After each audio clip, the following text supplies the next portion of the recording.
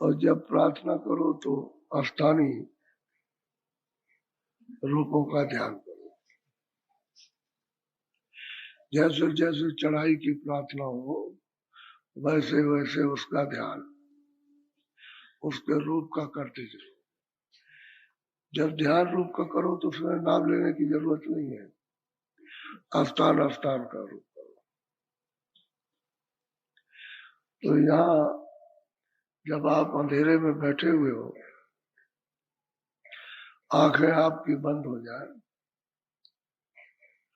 और डॉक्टर आपकी आंख को खोले, तो वो यही कहता है, देखो कोई बाहर की रोशनी तुम्हारी आंख पर न पड़े, नहीं आंख की रोशनी चली जाएगी।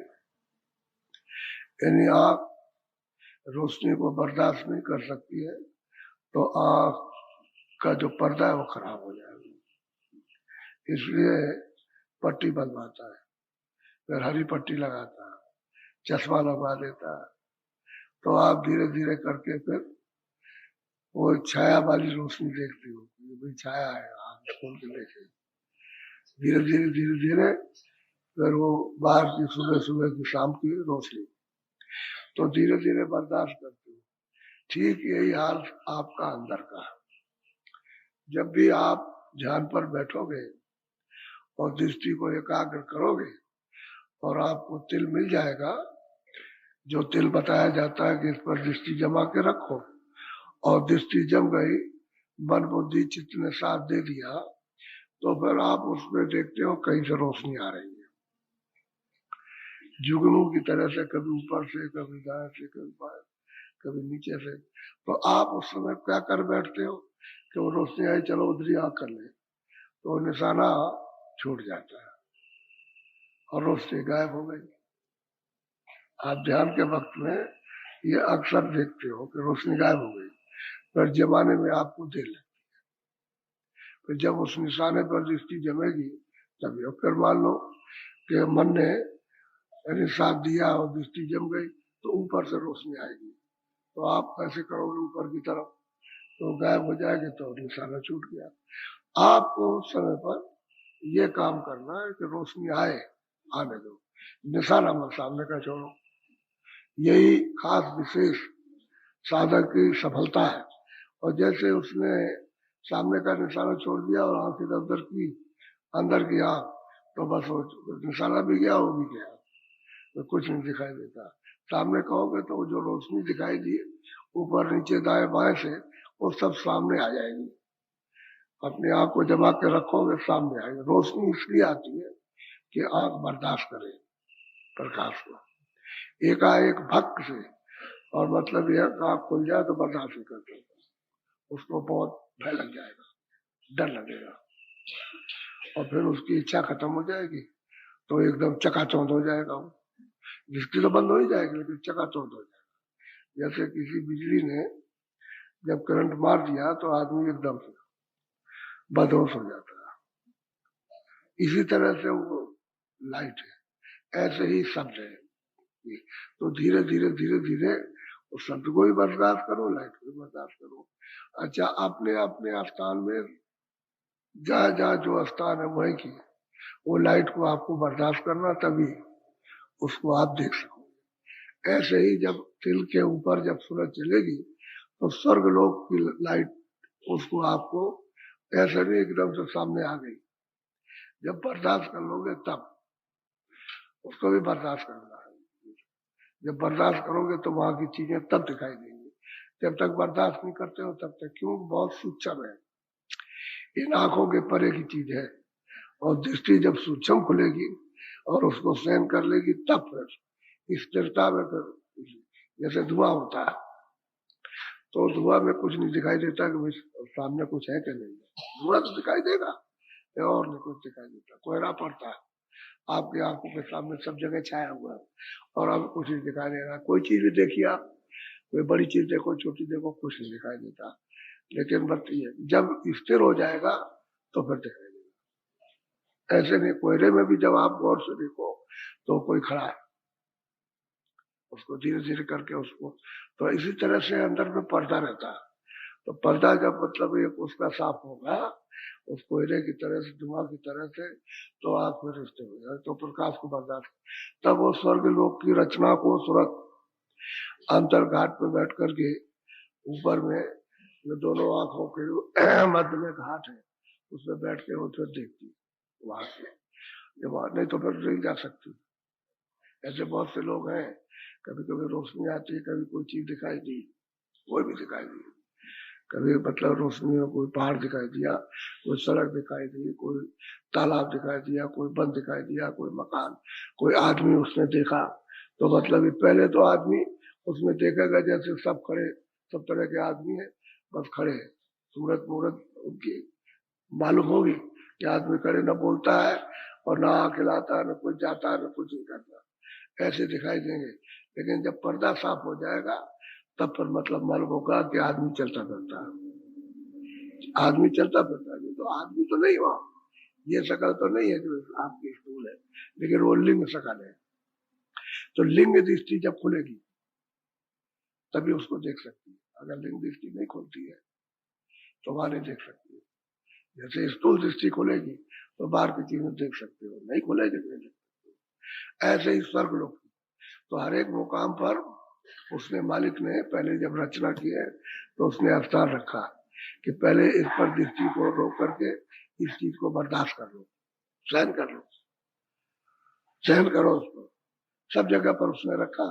तो जब आप उसको सहन कर लेती है तो फिर आगे प्रकाश सहन करेगा।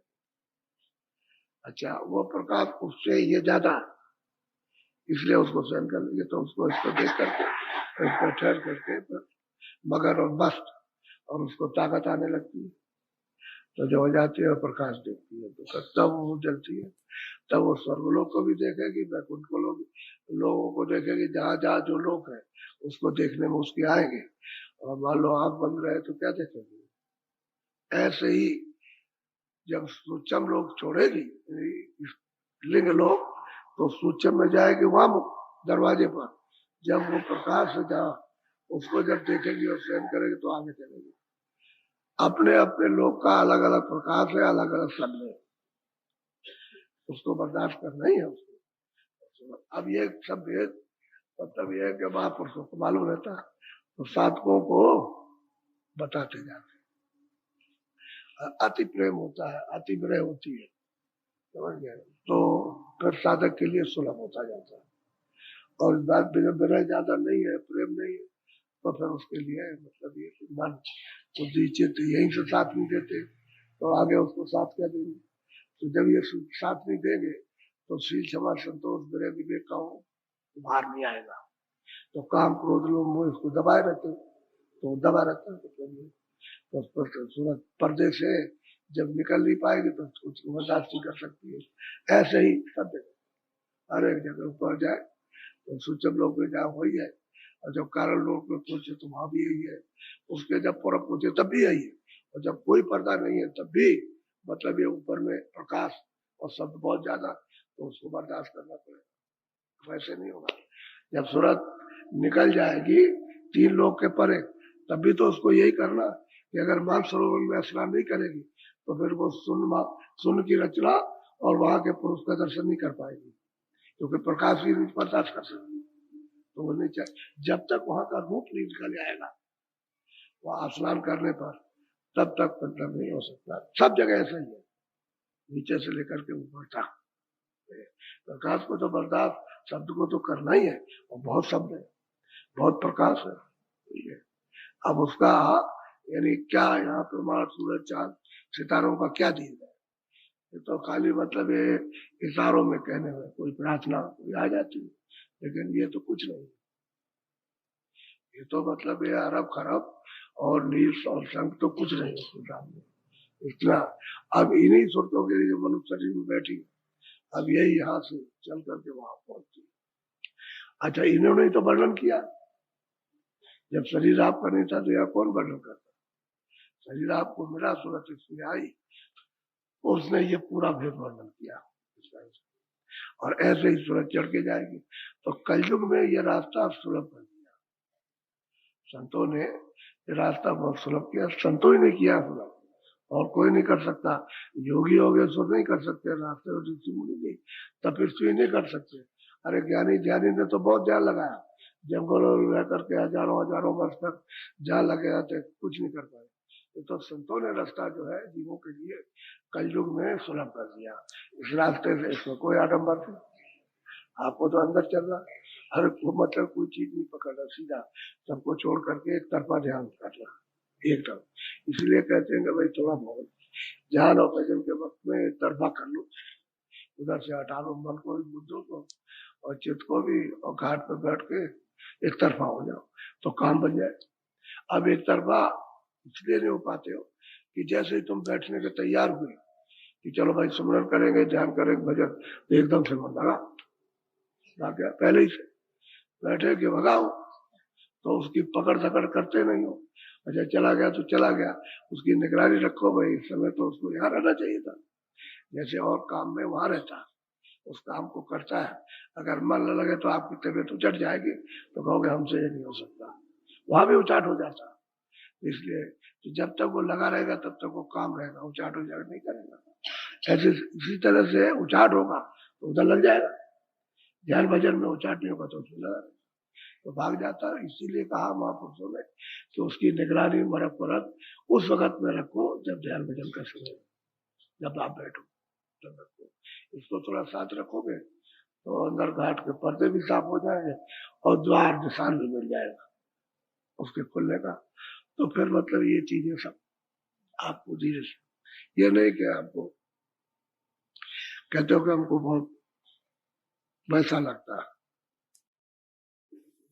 बहुत तेज रोशनी है या कोई तेज आवाज आई तो कह लगे कि भाई आवाज बहुत तेज होती है, और हमको उस आवाज से खौफ लगता है। खौफ तो लगता ही है कि जिसको कभी नहीं आपने सुना तो वो तो डर लगेगा कि भाई क्या है, ये क्या चीज है, तो डर तो लगेगा ही। कोई आदमी बोलने लगे जिसकी आवाज कभी नहीं सुनी, कमरे बोले और दिखाई नहीं दे तो आपको तो खौफ लग जाएगा, है वहां कोई नहीं, लेकिन वो आवाज उसमें से निकल रही तो आपको और बाहर आ जाए। ऐसे ही अंदर घाट पर कि आपने मतलब ये है कि उसको देखा नहीं और सुना भी नहीं है, तो कोई चीज आ गया अचानक में, लेकिन सत्संग में ये सब चीजें बताई जाती तो उसको बराबर याद रहती है, साधन में शुरू करके कि ऐसा शब्द आएगा, ऐसा आएगा, ऐसा तेजी से आएगा, तो इसको तो धीरे से सुनते रहना, पकड़ते रहना, तो धीरे धीरे सुनते सुनते बढ़ना।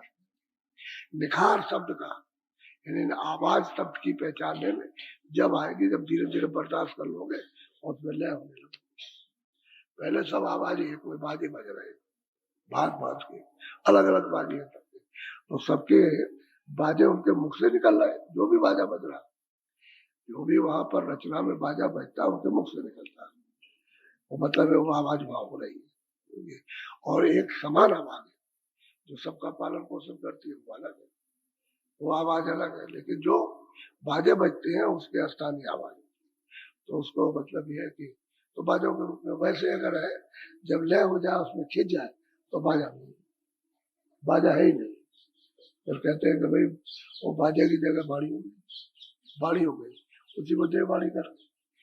तरह तरह की बाड़ियों का शब्द बोध है, तो उसका मतलब तो इस सत्संग में जब सुनने को मिलेगा तभी ये काम बनेगा, और आप करोगे इसको, इसलिए धीरे धीरे धीरे धीरे समझते भी जाओ, सुनते भी जाओ, करते भी जाओ और देखते भी जाओ, सब काम करो, धीरे धीरे कर लो, क्योंकि जुग जुग का काम छूटा हुआ, इतने जुग बीत गए, कोई एक है सतयुग द्वापर त्रेता, कोई एक भी था, बहुत बीत गए, तब से ये काम अपना रास्ता छूटा हुआ, और उस रास्ते पर चल के जाना, चलना और चढ़ना, तो चलना और चढ़ना तो शब्द की पौड़ी है, सीढ़ी है, उसी पर चढ़ना चलो।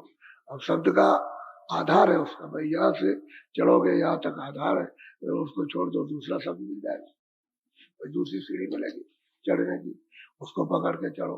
तो उसको तो सबको छोड़ दिया और यहाँ करके फंस गए और निराधार हो गया, हमारा कोई आधार ही नहीं मिलता, कहीं टिकने का आधार नहीं है किसी जगह भी, इसलिए हमेशा चलाए मार रहते हो, बराबर जन्म होता रहता है, मृत्यु होती रहे, जन्म होता मृत्यु होती है, और शब्द को पकड़ लो और चढ़ लो, जन्म खत्म हो जाए।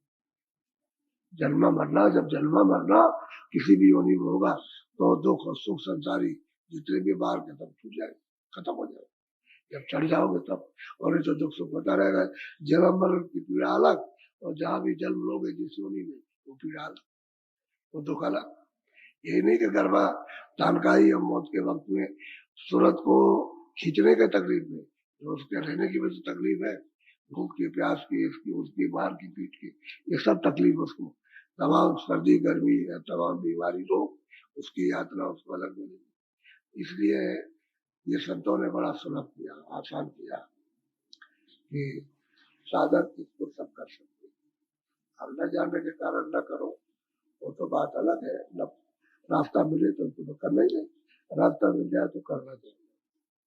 और शब्द घट हो रहा, और शब्द जब खोलोगे, खुल जाएगा शब्द, कमाई करके आने लगेगा और उसमें तुम रमने लगोगे तो 24 घंटे बस जाते, फिर वो आपका साथ नहीं छोड़ता, हर वक्त गुंजार भर करता रहेगा हर वक्त में, और आपको सुनाई देता रहेगा। और सूरज फौरन उस शब्द को सुनकर के खींच जाती है ऊपर की तरफ। वो तो ऐसा शब्द ही है, तो एक तरह का पावर है, ताकत है। सूरज जितनी साफ होती जाए उतनी खींच जाएगी, और जितनी मटमैली रहेगी उसके ऊपर आवरण रहेगा उतना ही उसके लिए बंधन है। उसको सुनकर के आवरण को हटा देगा। शब्द के सुनने से जो भी आवरण होगा सब हटता जाएगा, और इसी शरीर के द्वारा हट जाता है। इस शरीर का भी आवरण हट जाएगा, ये मनुष्य शरीर पाने का वो भी आवरण चला जाएगा, और फिर उसके ऊपर में जो लिंग शरीर है उसका भी आवरण हट जाएगा। सूक्ष्म शरीर का ऊपर जाओगे तो वो भी आवरण हटेगा, आवरण हटता जाएगा तो खींच जाएगा ऊपर, उतना ही उस पर्दे से। तो कारण पर्दा सूक्ष्म और लिंग और स्थूल, तो अभी तो स्थूल में फंसी, अब उसको जब ऊपर जाए तो लिंग पर्दे को छोड़े। तो शब्द सबको छुड़ा ले, पटला होना चाहिए, पकड़ उसकी होगी अच्छी। जब लगन होगी उसकी गहरी तो पकड़ हो जाएगी। लगन नहीं रहती है तो फिर कोई काम नहीं होता। तो भजन ध्यान क्या होगा, लगन से उच्छ्वास होता है, और फिर ये उसके दर्शन के लिए तड़प होती है कि रास्ता तो ये है, अब ऐसे पहुंचेंगे ऐसे, तो फिर उसके लगन होनी चाहिए कि हम रोज करें, और कुछ ना कुछ ज्यादा, यानी कुछ ज्यादा सुने, कुछ ज्यादा देखे, कुछ ज्यादा चले, तो तभी जाकर का काम होता है। और कुछ न लगा रहे तो जब इच्छा नहीं रहेगी तो कौन क्या करेगा।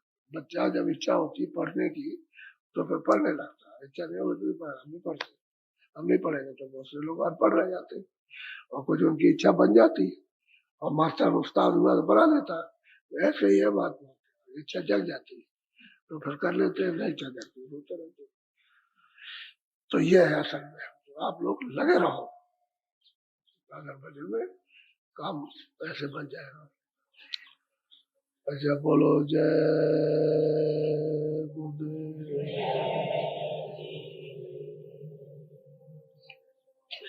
ये महात्माओं से ये चीज प्राप्त करना है तो 700 वर्ष के अंदर, 400 वर्षों से 750 वर्ष हो गए तब से आ रहे हैं, और अभी बराबर जारी सिलसिला जारी है, और अभी आपको मिलेंगे।